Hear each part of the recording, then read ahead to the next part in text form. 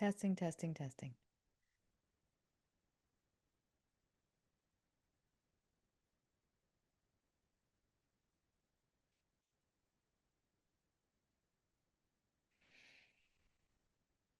Hi, everybody. This is Help Me Be Me. This is Sarah Mae Bates, and I am doing an episode I'm calling Going Along with It Anyway. And this is an episode about really growing out of our karmic loops. And by karmic loops, I mean those behaviors that we have that kind of get us stuck, where we reset an original stage and we do something despite knowing better. And I think another way to think about karmic loops is whatever you're attracting in your life with your energy that seems invisible to you or confusing to you. When something recurs in your life, it's, I think, because we have something in us that's attracting it to us. And that could be something like a belief about ourselves that we can't even see. So, for example, you might be attracting a specific kind of person or a specific kind of conflict. Um, that's how I would label that as like a karmic thing. And I think this is fascinating because it'll be like you'll completely think, "Oh, I'm over that and I'm not going to do that again. I'm definitely going to avoid this type of person." And then they show up again and again and again in your life. And I've been coaching people around this type of issue a lot lately, so I wanted to do an episode about it. This episode could also pertain to you if you are trying to overcome specific kinds of loops in your or patterns that you fall into that kind of draw energy or kind of drain um, part of your creative force. So I personally find that I'm focused right now on trying to grow out of really specific kinds of loops that really are coping mechanisms or defaults as a means to kind of maintain an imbalance, if that makes any sense. So I tend to overwork. And so overworking, the loop is overwork, overwork, and then hard reset to try and counterbalance the overwork. And I find that system is kind of maintaining itself. However, both facets of that are not positive. So it's like in order to kind of see that system from afar, that's kind of what this episode will cover as well.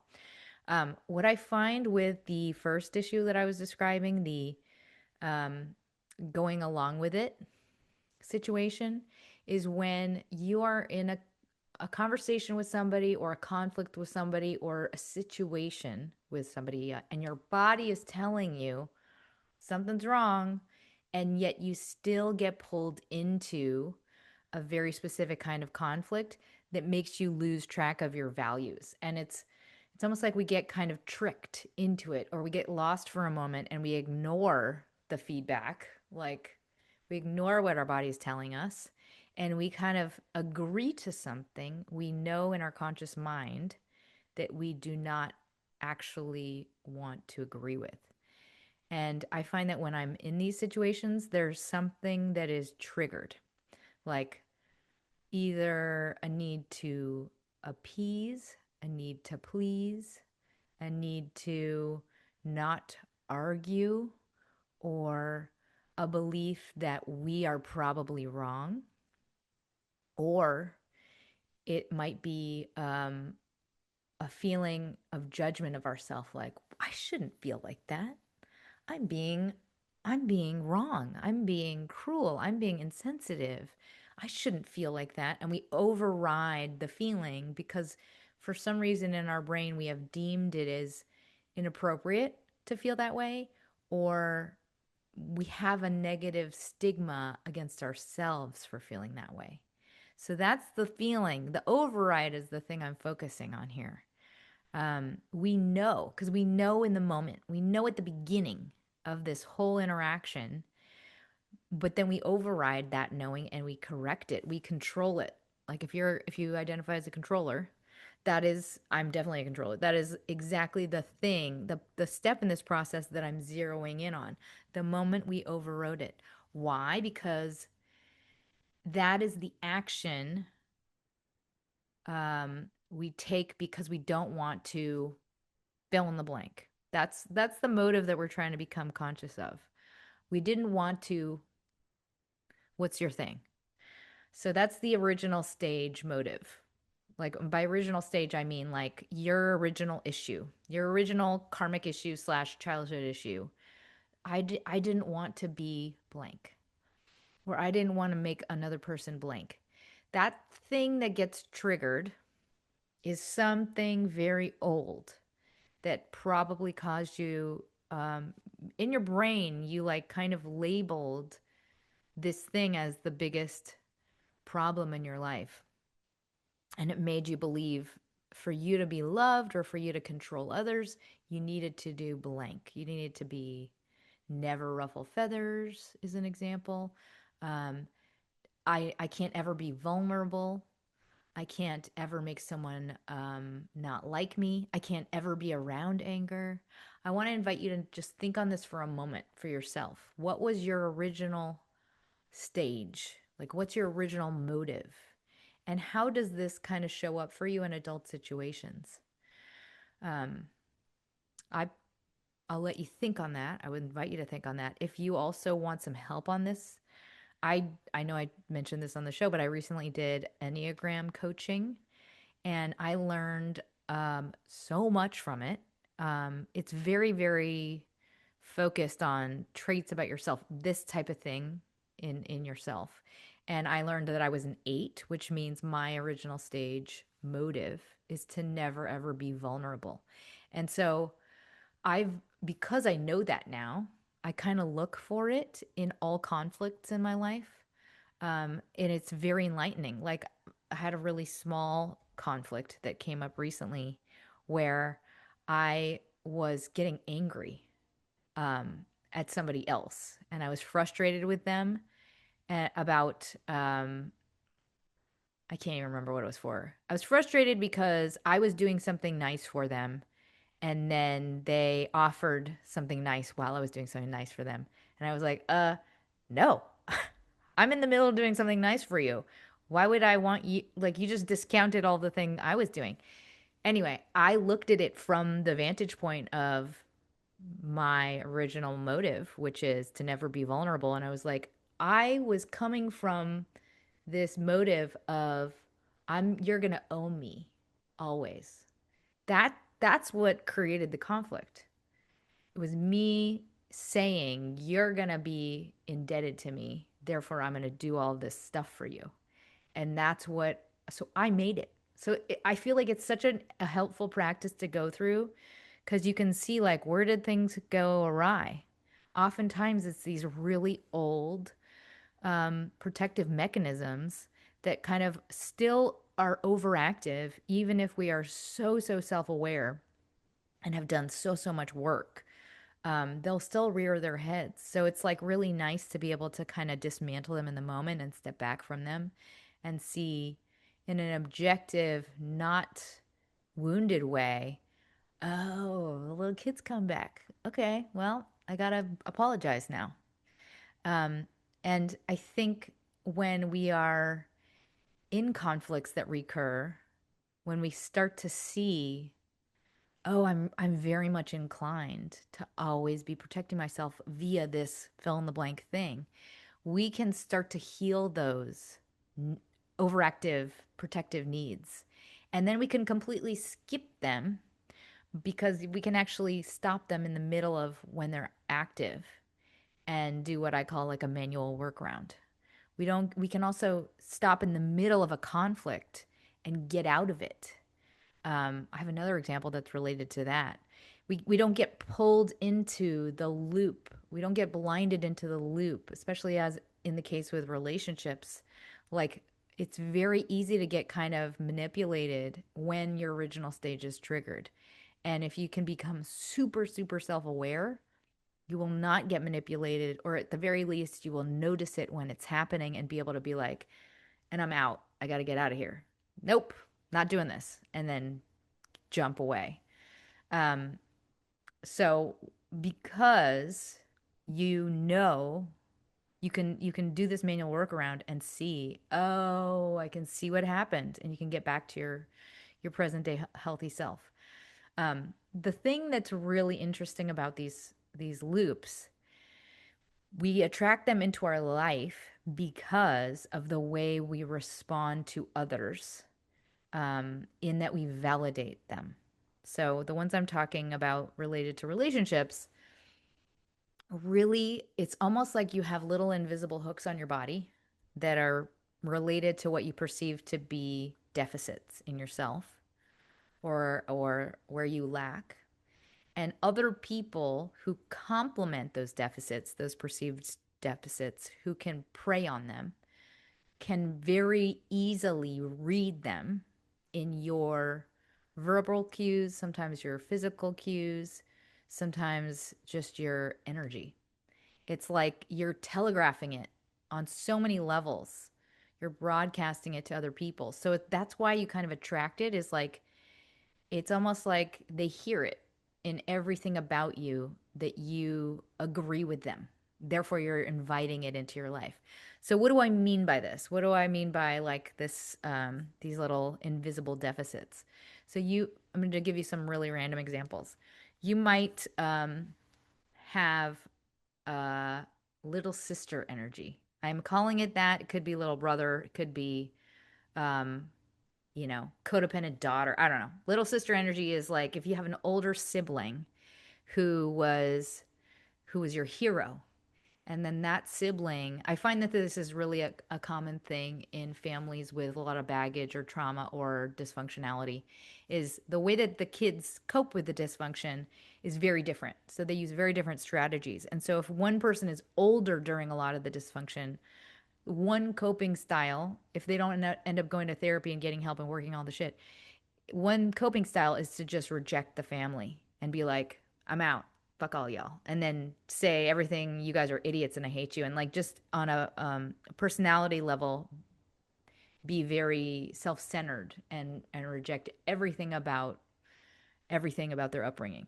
So if you're a little sister in the relationship of that type of family dynamic, a lot of that rejection or that lack of processing on the older siblings' part will be a painful relationship to reconcile. And so that I'm speaking to the person that has the little sister energy. That might be a relationship you might attract frequently in your life, which is, why do you think I'm unlovable? So if somebody's rude to you, or tells you you don't know anything, or tells you you're wrong, or calls you or belittles you in some specific way that has that older sibling dynamic, the thing that's activated in you is, but why would you say that? Like it's it's wanting to know more. It's a validation of the energy. So that's what attracts more of it, is you're validating it by giving it any weight or merit. So that's the first example.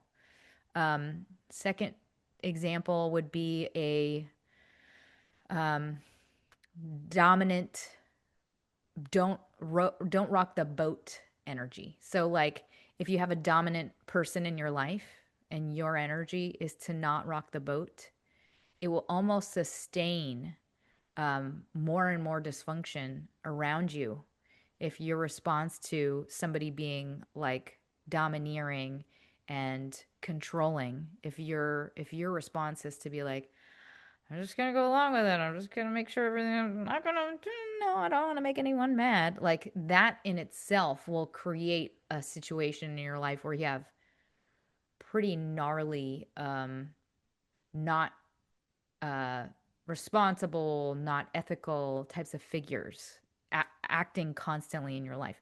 um You might also have um, a confusing something in your life that allows you to go along with others who are, in your mind, needy or broken.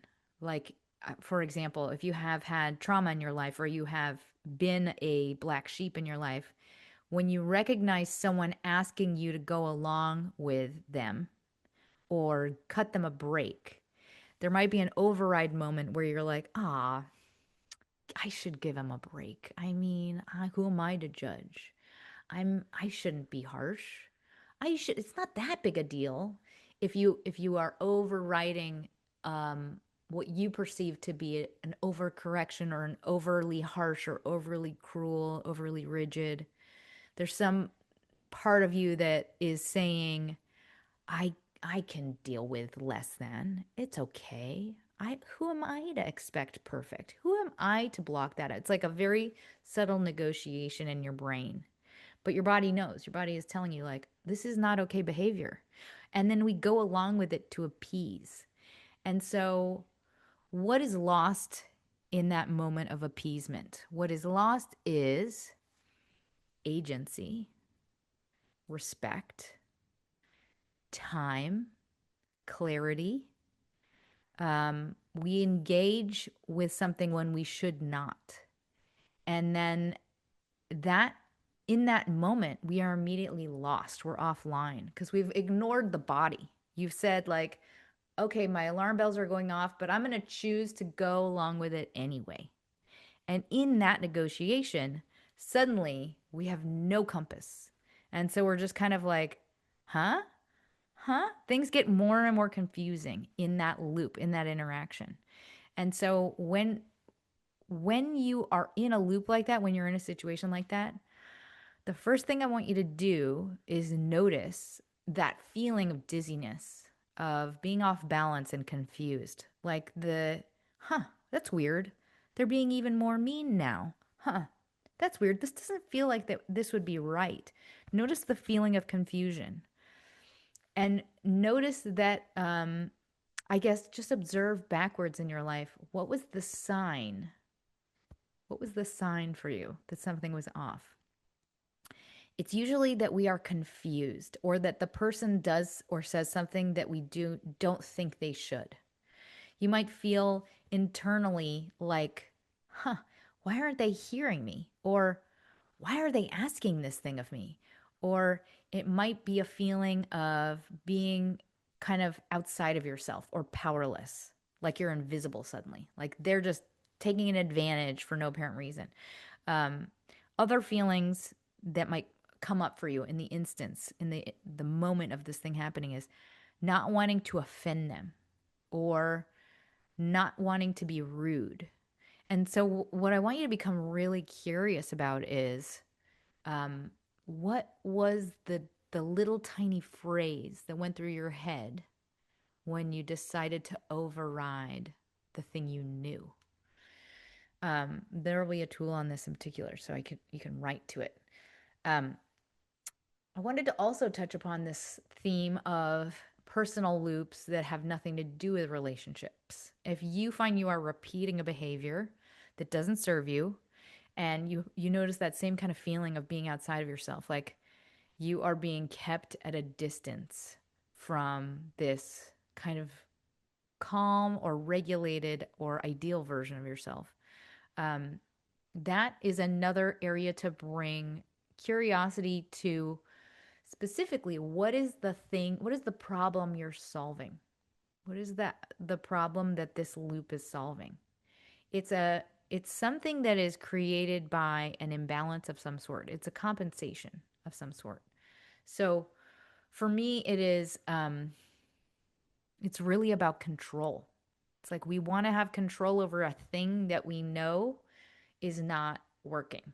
And we're doing a similar override where we're saying, I'm going to make it work. I'm going to force it to work instead of just examining the thing that's creating the imbalance in itself and asking, is there an easier way for me to negotiate this thing so that it does fit into my life in a healthy way? Like, we might be defaulting to it because we perceive it to be necessary. And in reality, it's just us going unconscious around it. It has nothing to do with it being necessary. It's the grin and bear it kind of like, I fuck it, I'm fine. I'll just do it. It'll be fine. That instinct, I think, is what is really hard to recognize It's not really a decision at all. It's just kind of an unconscious defaulting that we're doing and that we've done for so long that we just kind of take it for granted as a standard part of our lives. I was recently just reflecting on like, what would it mean to have a more balanced life? Yes, I get all this stuff done, but like, what if I was to create a way more balanced life? Where would that energy go? Because I have so much energy. And so I'm like, where would the energy want to go? I'm like, oh, it would probably go into things like sports. I would probably start surfing. That's just like my reflection process.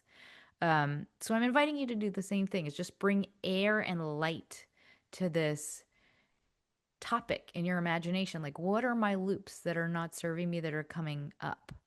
I think the other thing that is behind loops is very uh, invisible triggers. And the triggers are things that we are just opting to skip. We're trying to just say, I'm not going to deal with it. I'm just going to skip it. I'm going to override it with a mechanism that has helped me cope in the past. And so, in other words, we're trying to change the truth. Um, so a trigger is like, I don't like this thing. I really am uncomfortable with this thing. And when we control a trigger, we're saying, I I can deal with this and I'm just gonna avoid this. I can make it work.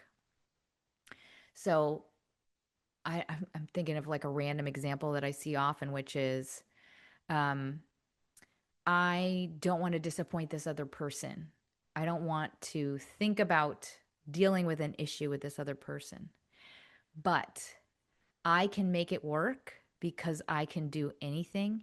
And I am a person, like our identity is so wrapped up in this role of being, you know, kind, well loved, a savior, a can do kind of personality that we just default to going through it because we're very familiar with the situation and we have kind of gotten off on that role. Like we in our lives have prided ourselves on being a role that is like XYZ. I'm super competent. I can deal with anything. It's given us a sense of power where we would otherwise have felt like a victim.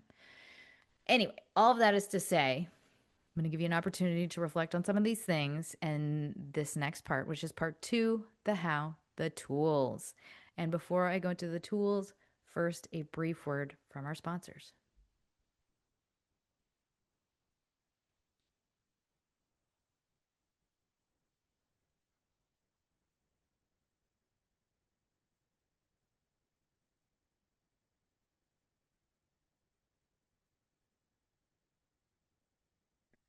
Okay, part two, the tools.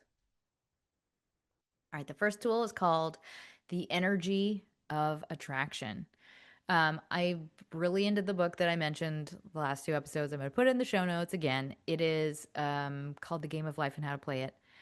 I um, I'm putting a journal entry to reflect upon into this episode on what you are attracting.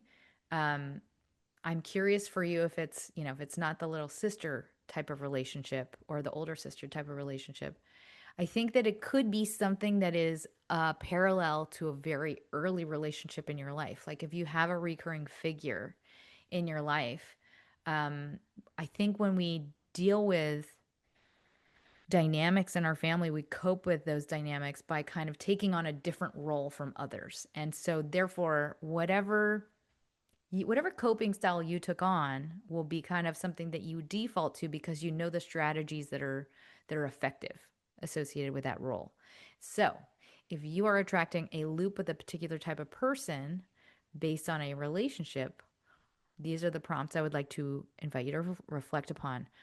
What role am I attracting because I have not let go of how this person made me feel? Just free associate on a person in your upbringing.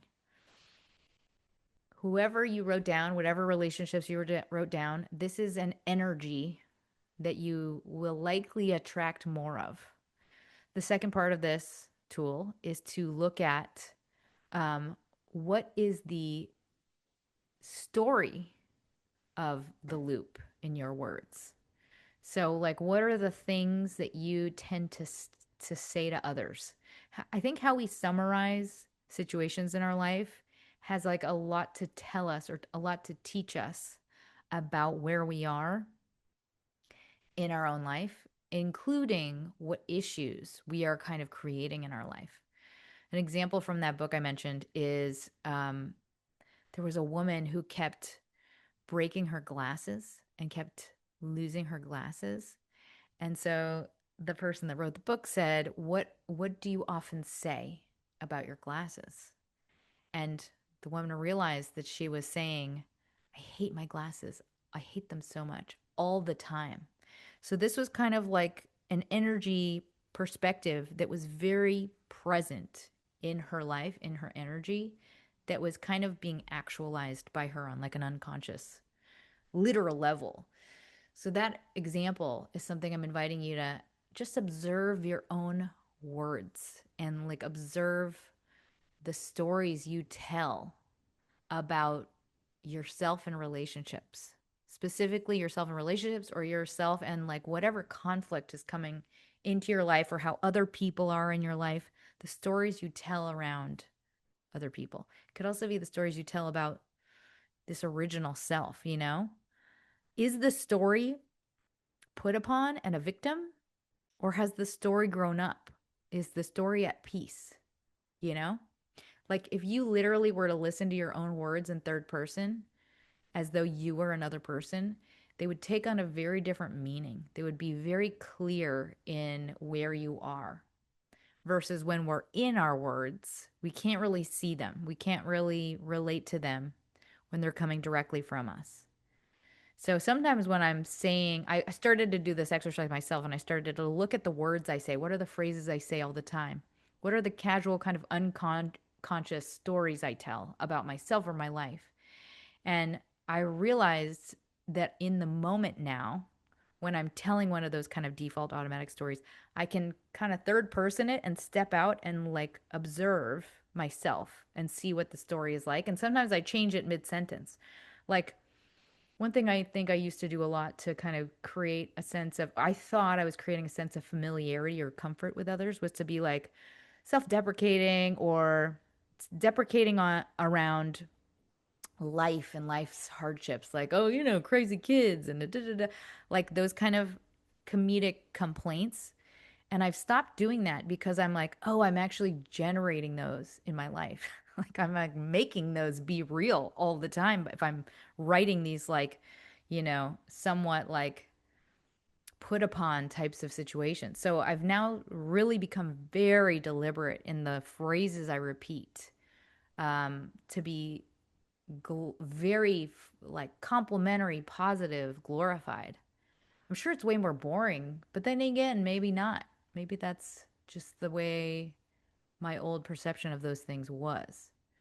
So, long story short, this kind of tool is two separate things. That the second half of the tool is to become way more conscious around the stories you tell and the way you relate to them in terms of you and your character. What are the narratives you are reinforcing about yourself? Are you harsh? Are you overly harsh and negative?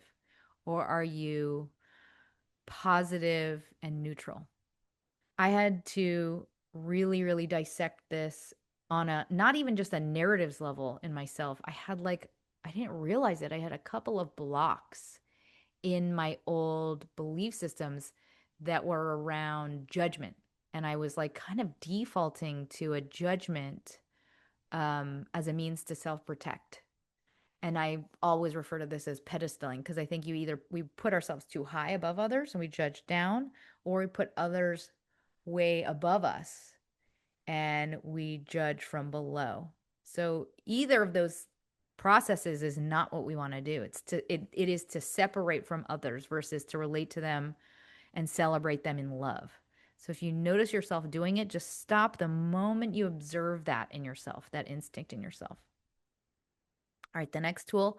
Oh, this is a good one. This is from the latest Telepathy Daves. I love that show, as you know. The latest episode had an interview with a woman she has a company called Reorigin.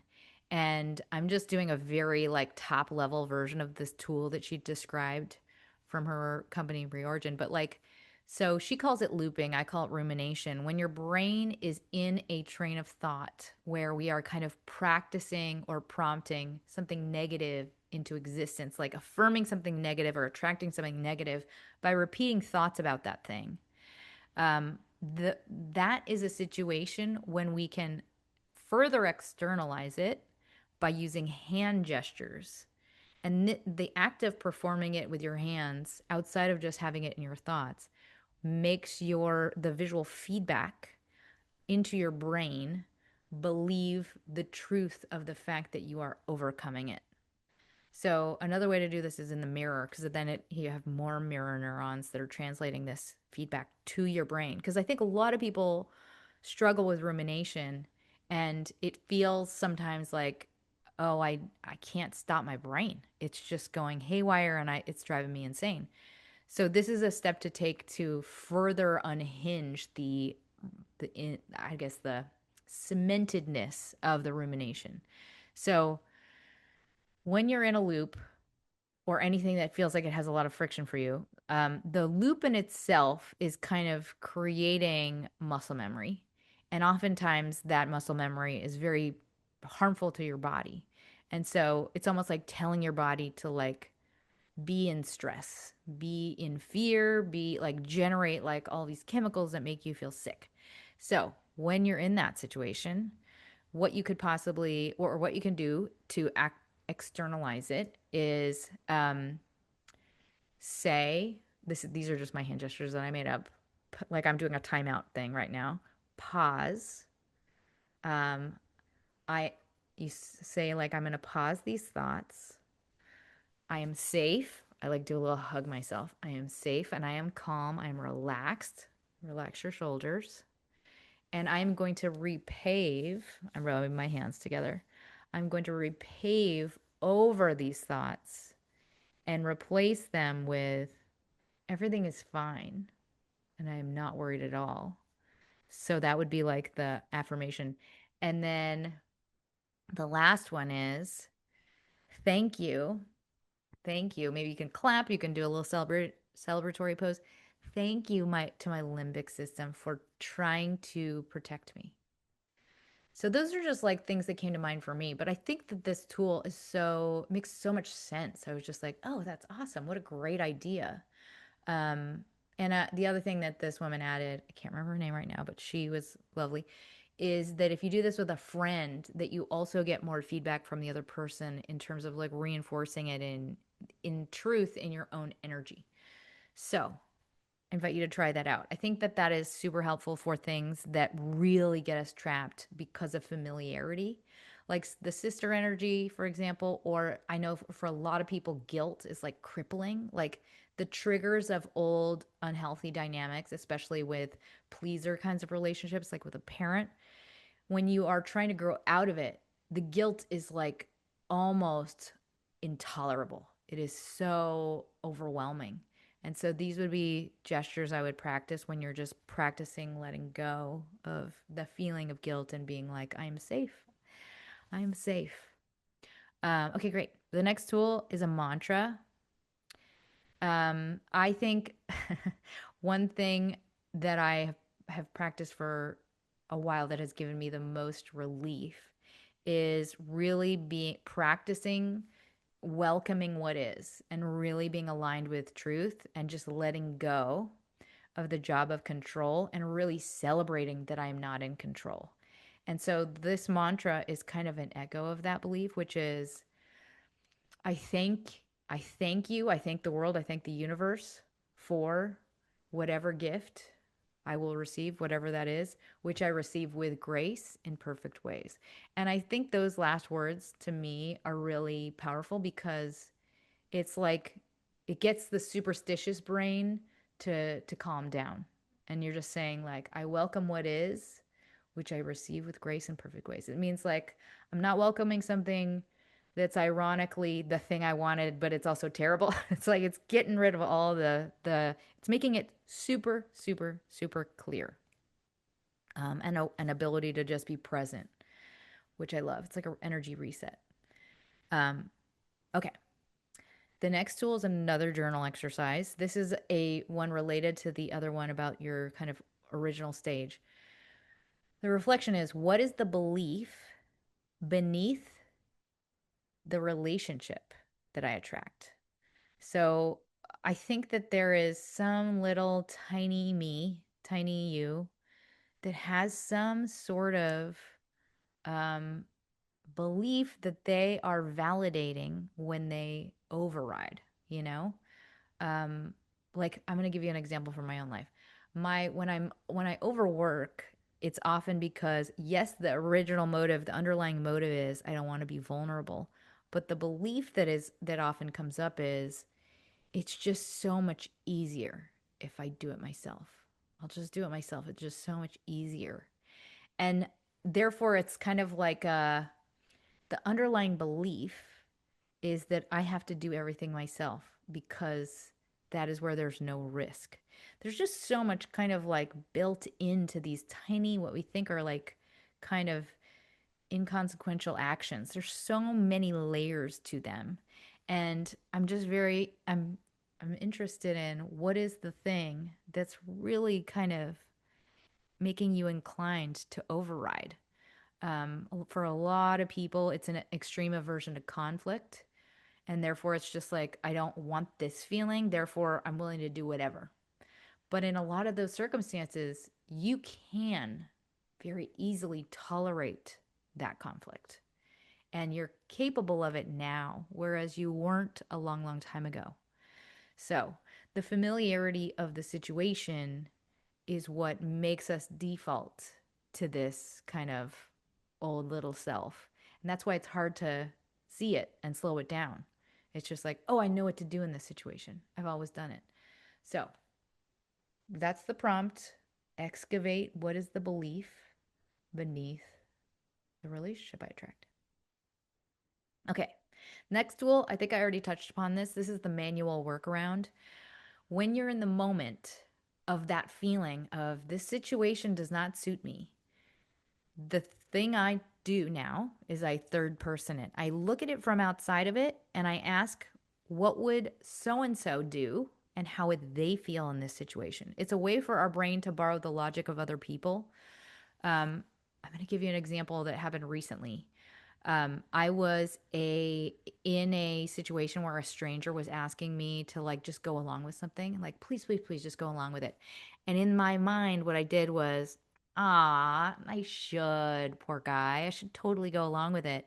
And then I was like, this doesn't feel right though. This feels very confusing and not right.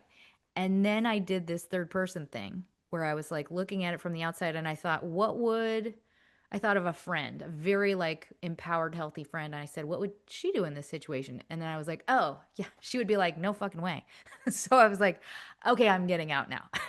But it took those steps to get back to like a sober logic. So that is the tool. Manual workaround. What would you, if you can't think of a friend that would tell you what to do, you can also think, what would a stranger say is the right thing to do in this situation? And then the answer often becomes very obvious. Just third person it in your mind. Next tool is another mantra.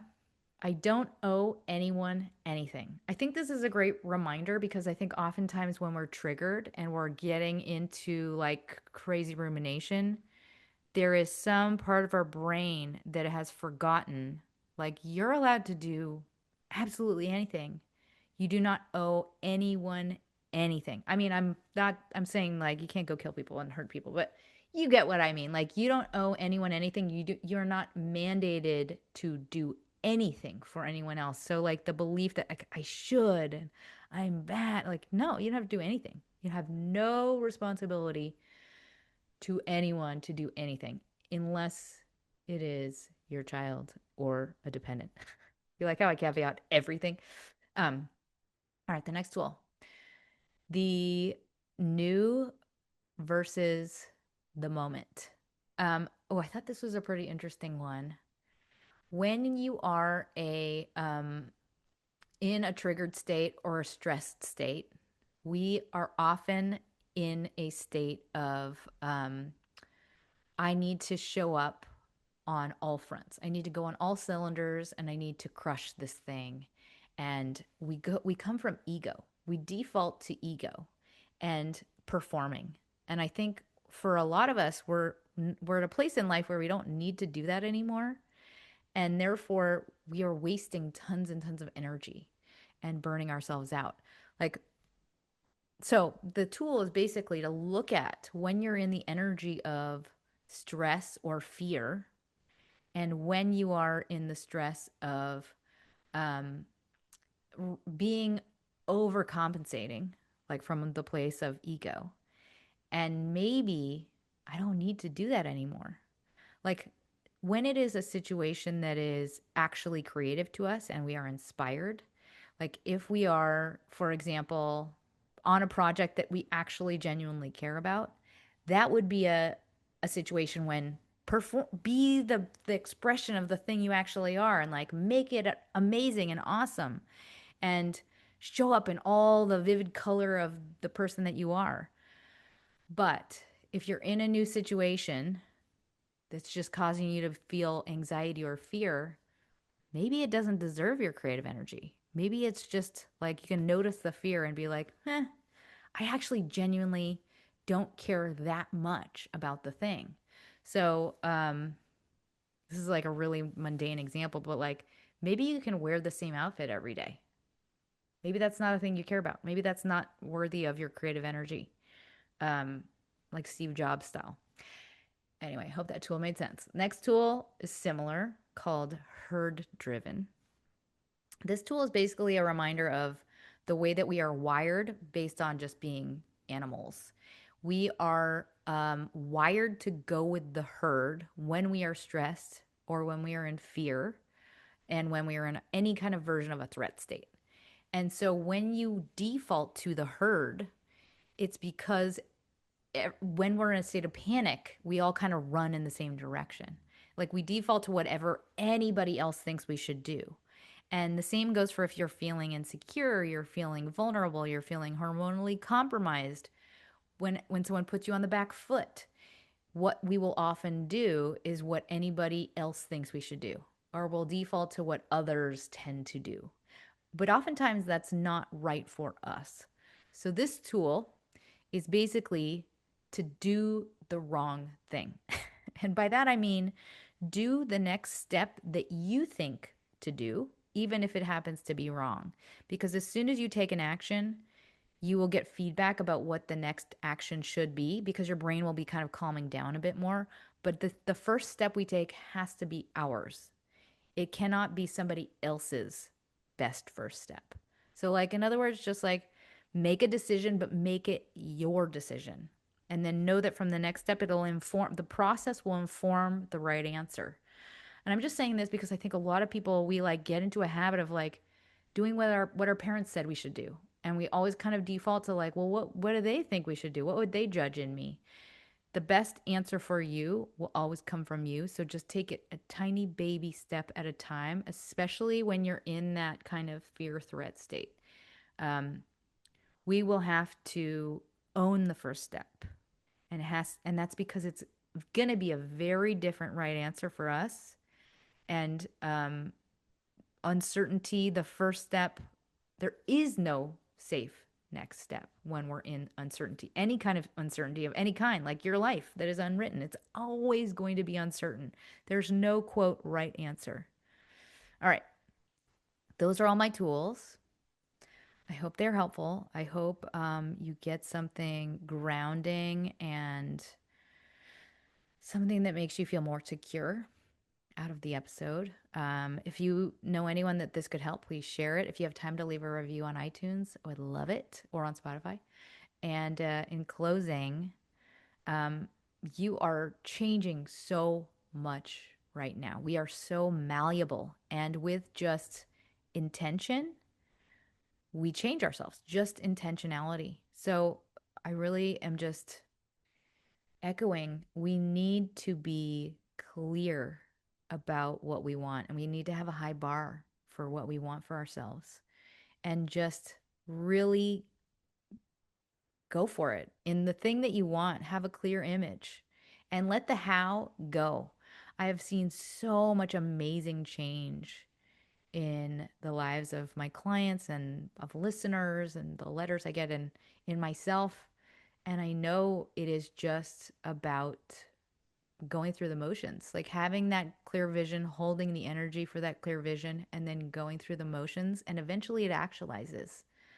So let the how go, say what you want, think about what you want, and don't forget to smile.